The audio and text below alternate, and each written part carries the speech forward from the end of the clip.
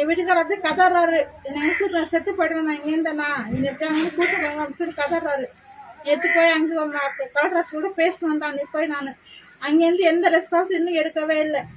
என்னை எப்படியாவது என் வீட்டுக்காரங்கன்னு மீட்டு கொடுத்துருந்தாங்க. நான் ரொம்ப ரொம்ப கெஞ்சி கேட்டுக்கிறேன். நாங்களே எனக்கு வேறு யாருமே கிடையாது. 2 பொண்ணுங்க, சின்ன சின்ன பொண்ணுங்க. ஃபாரினில் ஒரு நல்ல வேலை, தங்கறதுக்கு இடம், 3 வேளை சாப்பாடு, அதுக்கப்புறம் நீங்கள் உங்கள் கடன்லாம் அடைச்சிடலாம். ஏன்னா நீங்கள் இங்கே சம்பளம் வாங்குறத விட அங்கே 2 மடங்கு உங்களுக்கு இன்னும் அதிகமாக சம்பளம் கிடைக்கும் அப்படிலாம் சொல்லி இங்கே இருக்கிற சில ஏஜென்ட்ஸ் ஃபாரினுக்கு இங்கேருந்து ஆட்களை அனுப்பிச்சி வைப்பாங்க. பட் அங்கே ரொம்ப கஷ்டமான வேலையை உங்களுக்கு கொடுத்து செய்ய வைப்பாங்க. சம்பளமும் அவ்வளோ ஒழுங்காக தரமாட்டாங்க. சில கேசஸில் இவங்க ஒரு ஏஜென்ட் மூலமாக போயிருப்பாங்கல்ல, அவங்கக்கிட்ட பாஸ்போர்ட், அதுக்கப்புறம் விசா இதெல்லாம் அவங்கக்கிட்ட மாட்டிக்கும். ஸோ அங்கேருந்து வரவும் முடியாமல், ஃபேமிலியும் கான்டாக்ட் பண்ண முடியாமல் சில பேர் மாட்டிக்குவாங்க. இதே மாதிரி தான் இவங்களோட ஹஸ்பண்ட் இப்போ போய் சவுதி அரேபியாவில் மாட்டியிருக்காரு.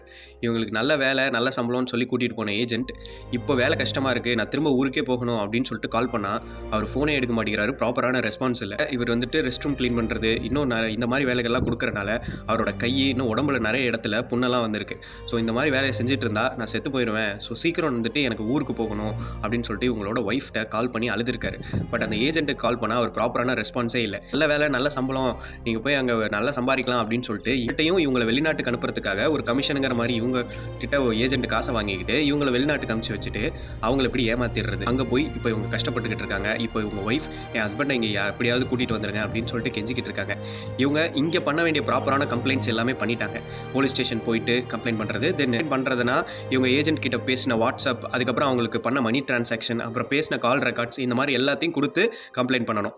அங்கே இவங்க ஹஸ்பண்ட் இருக்கிற இடத்துல சவுதி அரேபியாவில் இந்தியன் எம்பசியில் இல்லை இங்கேருந்து நம்ம கவர்மெண்ட் கான்டாக்ட் பண்ணி இப்படி ஒருத்தர் அங்கே வந்துட்டு மாட்டிக்கிட்டு இருக்காரு, அவருக்கு ஹெல்ப் பண்ணி இங்கே வர வைங்க அப்படின்னு சொன்னால் மேற்கொண்டு அவங்க வந்துட்டு நடவடிக்கை எடுத்து அந்த ஏஜென்ட்டை பிடிச்சி இவருக்கும் வந்துட்டு பாஸ்போர்ட் இந்த மாதிரி விஷயங்கள்லாம் இல்லாமல் போயிருந்துச்சுன்னா அதையும் ரெடி பண்ணி அவரை வந்துட்டு இந்தியாவுக்கு அனுப்பிச்சி விடுவாங்க. ஸோ இந்த மாதிரி ப்ராசஸ்லாம் அதுக்கப்புறம் நடக்கும்.